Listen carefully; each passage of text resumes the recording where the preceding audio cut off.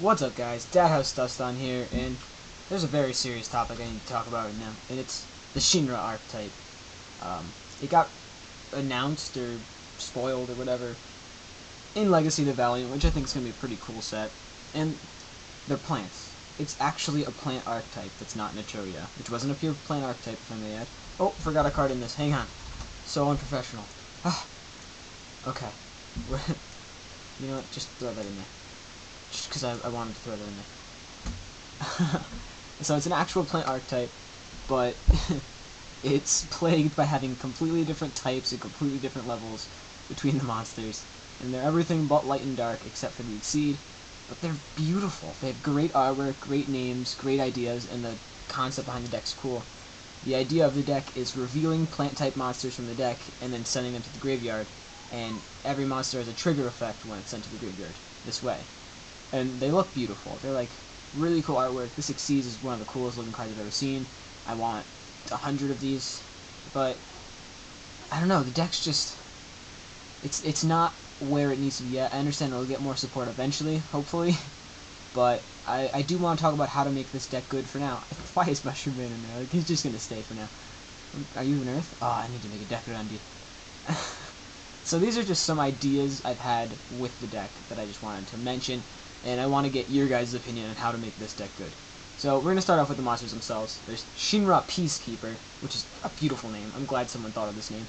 A normal or special summon, you reveal a plant, and if you send it, and then if it's you reveal a card, and if it's a plant, you send it to the grave. And if this card sent to the grave with its effect, you special summon a level 4 or lower Shinra from your grave. That's pretty cool. I like that effect. Decent little engine. Shinra Stuluette, one of my favorite cards in the deck, is when it's flip face up, you can reveal top 5 cards of your deck and send all the plants to the grave. And then when it's sent to the graveyard, you pop a spell or trap. And it's got 2,000 defense and only 100 attack. So this is a level 2, this is a level 1. So you can't. There's no really seize plays with these guys. Next up, we have Shinra Leaf Flow. When it's normal summoned, you get 2 cards revealed, and then when this card's into the graveyard, you pop a monster. The fact that this card is not Earth, it kills me. It kills me on the inside, because it means Konami does not want this deck to be as good as it possibly could be. And it hurts, because this card's really, really good. 1,500 attack, nothing special, but it pops monsters on reveal, and it gets 2. It's such a good monster. It just is, but like, why does it have to be water? Next up, Shinra Night Sissus. This guy's definitely not a plant. He's just a man dressed as a plant. He's the 18 beater, so he's the beater of the deck. When he's normal, you reveal 1 card, and then when he's sent to the graveyard, you can choose a Shinra from your deck and put it on top of your deck. So he is a searcher, and he is a beater. He seems interesting. He's not the best card in the deck, but I think he's necessary at this point. Next up, we have Shinra Tree Fender Orc. Once per turn, you can reveal 3 cards from the top of your deck, and if there's any plants, send them to the graveyard. And when this card's in the graveyard, you can target another plant in your graveyard and put it on top of your deck. Decent effect. It's better that he reveals 3 than his other effect. But, I don't know. I like his artwork a lot. He's a freaking troll, or ogre, whatever. I think he's a troll. But I like him. And then, next up, we have Shinra Spirit Tree Regia. And then once per turn, you can reveal the top card of your deck, and then send it to the graveyard's plant, and then if this card's sent to the graveyard, you can look at the top 3 cards of your deck and return them in any order. So yeah. Shinras also have a spell and trap, so I'll get over in a second. But if you'll notice that there's a level 1, 2, 3, 4, 6, and 8. They're all different, and they have 4 different types of wind, fire, water, earth, and then earth, fire. So yeah, these cards, they're just plants with the same name at this point, but they do work together, and I don't know, there's cool plays with them. Their field spell's pretty good. Sacred Shinra Peak. You can send a plant from your hand to the graveyard, choose a Shinra from your deck, and place it on top of your deck.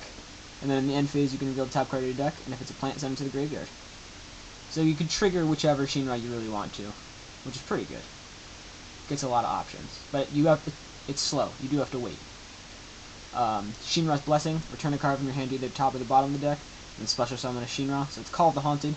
And you can either set up a Shinra to get its effect, or minus yourself 1 for no reason. It's okay. I don't know. It definitely needs testing, but at this point, it feels like other cards do this job better. And then generic plant support that I feel obligated to go over. Lone Fire Blossom, still the best standing plant deck, because you can get out this guy, and rank 8 sometimes. Dandelion, when it's milled with the Shinra effects, you get the 2 tokens. It's pretty cool. Spore, obviously still works in the graveyard. And yeah, it's an interesting card. Mushroom Man, don't run this. Trust me. Copy Plant. This card's very interesting. It's a level 1 tuner, so it's good in that effect, but it can also select a face-up plant, and its level becomes equal to it. So it could literally exceed with any of these cards, including one of this and this guy is your exceed. So that's pretty cool. And it can also change its level for some cool synchro plays that I don't really want to go into. Hey. Other interesting ideas, Crane can get back Leaf Flow, but this isn't an Earth, so you can't make Malaya to abuse Lone Fire further. But you could just start playing Card Troopers. You don't get your Shinra effects, but you load your graveyard up with plants, which has always been good in plants. It's not especially good in this deck, but it's an idea, and it works with Crane. Debris Dragon, this is a target, this is a target, and that's about it. And then also your generic plants are targets. And Debris Dragon is just really a strong power card, and I would definitely consider it. Magical Merchant, you flip it, and then you basically trigger Shinras until you get a spell or trap.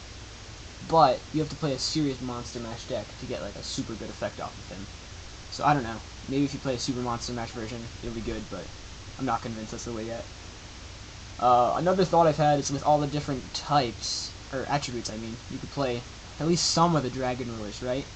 Because Dragon Rulers are good in everything. Like, definitely Redox, because you have 2 different Earths. But you only have 1 water, so maybe Tempest isn't, or Tidal's not the best. Tempest is normally pretty good, because it searches out debris. You know, there's 2 fires for Blaster, so that's definitely an option. Like, these cards with Shinra, seems like there's some way to go with it. I mean, Wind, Earth, Fire right here, and then just traditional plants, another Wind. So, I don't know, there's definitely somewhere to go with these cards. Another card I forgot was one of the best cards. Miracle. Not Miracle Fusion. There we go. Let's just mention this now. So, there's this one card called Miracle Fertilizer, and it says once per turn you can select a plant-type monster from your graveyard and special summon it, but you lose your normal summoner set for that turn. Basically, if you get your good plants on the graveyard, you could just bring back, like, this guy and just start going off. Or you get back Lone Fire. Tribute off Lone Fire, but this card will die. It's okay.